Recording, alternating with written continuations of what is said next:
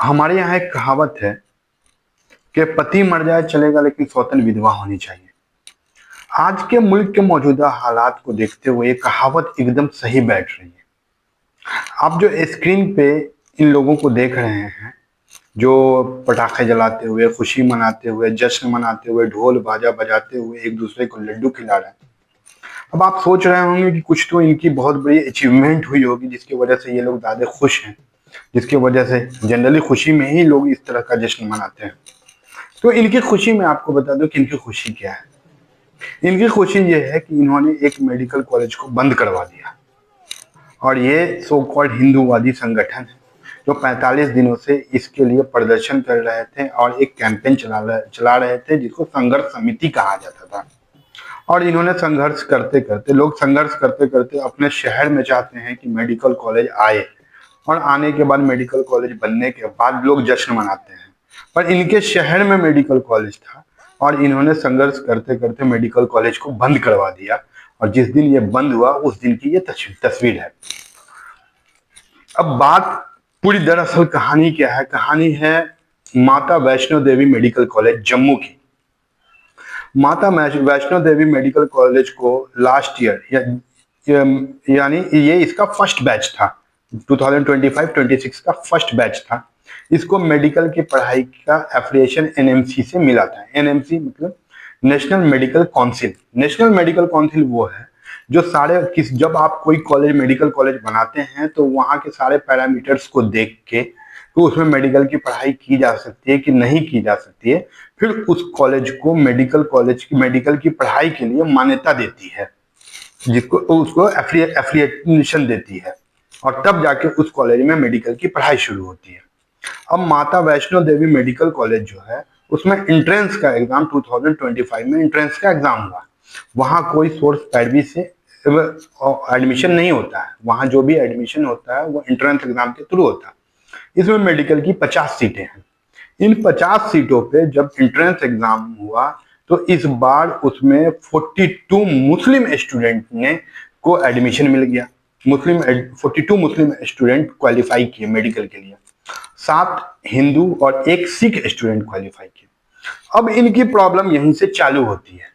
इनको प्रॉब्लम ये हुआ कि माता वैष्णो देवी मेडिकल कॉलेज में 50 में से 42 मुस्लिम को एडमिशन क्यों मिला। तो इसको लेके ये बहुत सारा हंगामा किए, और हंगामा करके कि उनका एडमिशन कैंसिल करो, उनके एडमिशन के साथ भेदभाव हुआ है, ये हुआ। बहुत सारा ड्रामा चला, सोशल मीडिया पे कैंपेनिंग उन लोगों ने किया, एक संघर्ष समिति बनाया, और फाइनली अभी मेडिकल कॉलेज माता वैष्णो देवी मेडिकल कॉलेज के एफिलिएशन को एनएमसी ने कैंसिल कर दिया। अब एनएमसी ने इसको जो कैंसिल कर दिया है तो इस पे एनएमसी का कहना है कि हमने वहां बहुत सारी कमियां देखी हैं और कमियां देख के हमने वो एडमिशन को कैंसिल किया। जैसे उनका कहना है कि इसमें टीचर्स की जो कमी है 39% यानी 39% तक टीचर की कमी है। सीनियर डॉक्टर भी 65% तक कम है। ओपीडी में 180 या 185 मरीज हैं, जबकि 400 मरीज होने चाहिए था। लाइब्रेरी में सिर्फ 744 बुक है, जबकि इसमें 1500 बुक होने चाहिए। ऑपरेशन थिएटर जो है वो 2 ही काम कर रहे हैं, जबकि मिनिमम 5 होने चाहिए। तो सवाल ये है कि जब किसी भी कॉलेज को एफिलिएशन, जब मेडिकल कॉलेज को एफिलिएशन एनएमसी देती है तो एनएमसी ने क्या इन सारे पैरामीटर्स को बिना देखे ही उसको एफिलिएशन दे दिया था? बिना देखे तो एफिलिएशन नहीं दिया था। और ऐसा 1 साल के अंदर में ही आपने कहीं सुना है कि किसी कॉलेज को एफिलिएशन मिला और 1 साल के अंदर में ही उस कॉलेज में इतनी खामियां आ गई और उसके पैरामीटर्स फुलफिल नहीं हुए और उसको बंद कर दिया गया? अगर ये पैरामीटर्स फुलफिल नहीं थे तो एनएमसी ने इसको अप्रूवल कैसे, एफिलिएशन कैसे दिया? और 1 साल के अंदर में ही जब इतना हिंदू मुस्लिम का एंगल चालू हुआ तो उस कॉलेज में बहुत सारी कमियां आ गई। खैर, इन लोगों ने वो मेडिकल कॉलेज को तो बंद करा दिया। अब इन लोगों की सोच ये है कि अगर हम नहीं पढ़े तो चलेगा, पर मुस्लिम भी नहीं पढ़ना चाहिए। अब बात यहाँ ये आती है कि अब सोच लोगों को, खासकर मुस्लिम कम्युनिटी के जो लोग हैं, उनको सोचने की बात है कि जो ये सो कॉल्ड जो राजनेता, हिंदूवादी राजनेता हैं, जो नेता हैं और जो ये कहते हैं कि मदरसा में हम चाहते हैं साइंस की पढ़ाई हो, इसलिए हम मदरसा के खिलाफ हैं। हम चाहते हैं कि बच्चे कलम पढ़ें, बच्चे कलम लें हाथ में, साइंस की पढ़ाई करें। तो क्या ये इनका दावा सच है? अगर ऐसा है तो कभी मेडिकल कॉलेज में ज्यादा मुस्लिम कंप्लीट करके आ जाते हैं तो आप मेडिकल कॉलेज बंद करवा देते हो। कभी यूपीएससी क्वालिफाई कर लेते हैं तो एक प्रोपेगेंडा न्यूज चलता है, यूपीएससी जिहाद का न्यूज चलता है। दरअसल ये आपको पढ़ते देखना नहीं चाहते, ये चाहते हैं कि आप जाहिल रहें, ये चाहते हैं कि आप जाहिल रहें, क्योंकि जब आप जाहिल रहेंगे तभी आपको पंचर छाप कहा जाएगा। आप नहीं पढ़ोगे तो आपको पंचर छाप कहा जाएगा, और पढ़ोगे तो आपको जिहादी कहा जाएगा। तो जितने भी मुस्लिम कम्युनिटी के बड़े बड़े लोग हैं, मैं उनसे रिक्वेस्ट करता हूं कि वो अपना पैसा इन फालतू की कामों में इधर उधर खर्च करने के बजाय जो नेता हैं, वो एक medical college, engineering college, school खोलें और बच्चों की पढ़ाई पे ध्यान दें। और बाकी भी जो गार्जियन हैं वो अब माहौल को समझें और समझ के अपने बच्चों की पढ़ाई पे ध्यान दें। भले एक टाइम खाना वो कम खाएं, लेकिन बच्चों को पढ़ाएं। क्योंकि आपको याद होगा कि आदम खान ने भी क्या कहा था। आदम खान ने ये कहा था कि तुम्हें पढ़ाने कोई नहीं आएगा, ये हिंदुस्तान तुमको अपने मुस्तकबिल का हिस्सा बनाना नहीं चाहता है, ये चाहता है कि तुम जाहिल रहो, ये तुम्हारे हाथ में कलम देखना नहीं चाहता है। तुम्हें पढ़ाने अब बाहर से कोई नहीं आएगा, आपको अपनी पढ़ाई खुद पढ़नी पड़ेगी।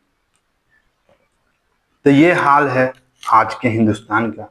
आज के हिंदुस्तान में एक मेडिकल कॉलेज को बंद करवा दिया गया, और ये हिंदूवादी संगठन जो अपने आप को कहते हैं हिंदूवादी संगठन, उनका ये, क्योंकि ये देश को बदलना नहीं चाहते हैं कि एजुकेशन आए, एजुकेशन से देश बदले, नहीं, ये देश में सिर्फ नफरत चाहते हैं कि किसी तरह से ये नफरत चलता रहे। आज एक मेडिकल कॉलेज बंद हुआ, कल कहीं और ज्यादा मुस्लिम बच्चे क्वालिफाई कर लेंगे तो वो भी बंद करा दिया जाएगा। तो ये कहानी चलती रहेगी। इसलिए आप अपने आप से अपने गार्जियन को मैं कहता हूं कि आप अपने आप पे ध्यान दें, अपने बच्चों पे ध्यान दें और पढ़ाई पे ज्यादा फोकस करें। अगर आप पढ़ाई पे फोकस नहीं करेंगे तो आपको पढ़ाने वाला कौन आएगा? आपको क्वालिफाई करने के बाद भी मेडिकल कॉलेज को ही कैंसिल कर दिया जाता है, उसकी एप्लीकेशन को ही कैंसिल कर दिया जाता है। अब आप क्या करेंगे फिर? तो सोचना। इस पे जम्मू कश्मीर के मुख्यमंत्री उमर अब्दुल्ला का भी बयान आया है। उमर अब्दुल्ला ने ये चीज कहा है कि जितने बच्चे हैं उनको हम गवर्नमेंट मेडिकल कॉलेज में एडमिशन कराएंगे, और उनके जो नियर बाई मेडिकल कॉलेज होंगे वहां उनको उसमें एडजस्ट किया जाएगा। ये जम्मू कश्मीर के मुख्यमंत्री उमर अब्दुल्ला का बयान है। लेकिन नफरत इस लेवल पे पहुंच चुकी है कि कहना मुश्किल है कि अब इस देश का आगे क्या होगा। इस पर बहुत सारे लोगों का भी बहुत सारा बयान है जो आगे देखेंगे। मेरी जानकारी, मेरा ये वीडियो अच्छा लग रहा है, लगता है, और आप आगे भी चाहते हैं कि मैं इस तरह के जानकारी आप तक पहुंचाता रहूं इस तरह की, तो आप मेरे चैनल को प्लीज सब्सक्राइब और वीडियो को लाइक करना ना भूलें। Thank you. Shri Mata Vaishno Devi medical college जो है वो नया खुला है, और इस मेडिकल कॉलेज के अंदर 42 सीटें जो है नीड बेस पर जो है वो कश्मीर के लोगों को आवंटित की गई। 7 सीटें जो है हिंदू को, 1 सिख कम्युनिटी को दी गई है। हमारी ये मांग है कि क्यों आप लोगों ने हिंदुओं का पैसा जो है वो कश्मीर के स्टूडेंट के लिए जो है वो खर्च करने का निर्णय लिया? क्यों नहीं आपने एक रेगुलेशन लाकर हिंदुओं के लिए इसके अंदर सीटें आरक्षित करने का काम किया? हमारी आपके चैनल के माध्यम से ये मांग है कि जल्द से जल्द इसके अंदर रेगुलेशन लाकर उपराज्यपाल महोदय, सीओ श्राइन बोर्ड जो है वो हिंदुओं के लिए 90% सीटें जो है वो आरक्षित करें। और चाहे वो यूनिवर्सिटी हो, श्री माता वैष्णो देवी यूनिवर्सिटी हो, उसके अंदर भी आज तक हिंदुओं के लिए कोई सीट आरक्षित नहीं। क्यों नहीं है? जब पैसा हिंदुओं का, हर चीज हिंदुओं की, तो फिर हमारे लोग जो हैं इससे जो है वो वंचित क्यों?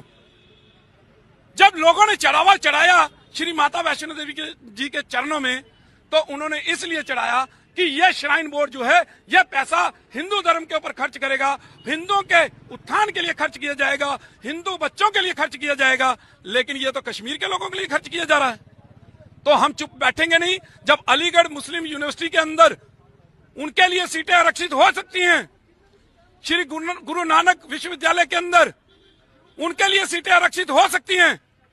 तो जिस प्रकार से बत्रा के हॉस्पिटल के अंदर हिंदू के लिए 25 सीटें आरक्षित हैं, तो श्री माता वैष्णो देवी मेडिकल कॉलेज के अंदर हिंदुओं के लिए 90% सीटें आरक्षित क्यों नहीं हो सकती, ये हम मांग कर रहे हैं। तो हमारी मांग है कि जल्द से जल्द हमारी मांग को माना जाए। अगर नहीं माना गया तो जल्द ही हम श्राइन बोर्ड के ऑफिस के बाद धरना देंगे, प्रदर्शन करेंगे।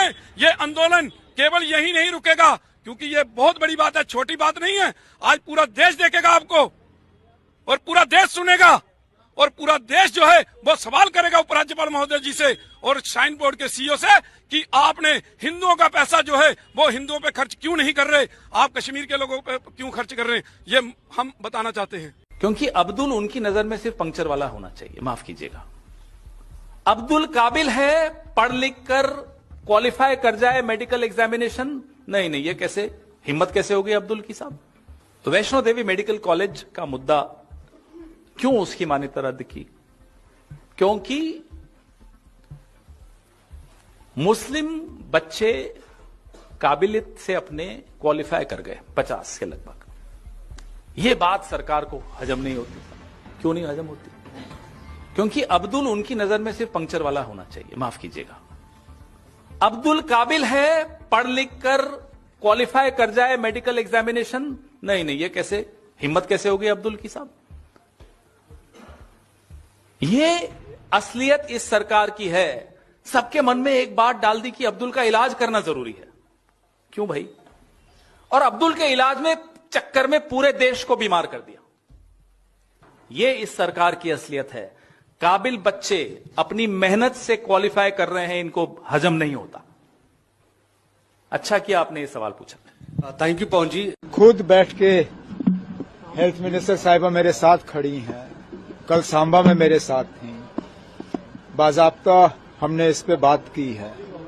और जैसे मैंने कल सांबा में कहा, इन बच्चों को जैसे ऑर्डर आया है, इन्होंने नीट के एग्जाम जो है पास कर लिए हैं, इनका मेरिट है, इनको अब एडजस्ट करना कानूनन हमारी जिम्मेवारी है। और इनको जो इनके घर के सबसे नजदीक मेडिकल कॉलेजेस हैं, हमारी कोशिश रहेगी कि वहां इनको जो है सुपर न्यूमरी सीट्स कायम करके इनको हम एडजस्ट कर देंगे, ताकि इनकी तालीम पे कोई असर ना पड़े। लेकिन इनको एडजस्ट करना हमारे लिए कोई मुश्किल काम नहीं है, हम कर लेंगे। लेकिन इस मेडिकल कॉलेज को बंद करके जो आगे जाके बच्चों के मुस्तकबिल के साथ खिलवाड़ हुआ है, उस पे भी हमें सोचना चाहिए। आज जैसे मैंने कल आपसे कहा था, चलिए आज 50 सीटों में से 40 जो हैं वो मुस्लिम बच्चे ले गए, जिस पे आपको एतराज हुआ। कल को जब आहिस्ता आहिस्ता इस कॉलेज की सीटों की तादाद बढ़ाई जाती, 400-500 सीटों पे पहुंच जाते, मुमकिन है आगे जाके 250-300 बच्चे जो हैं यहां जम्मू के होते। अब वो कहां जाएंगे?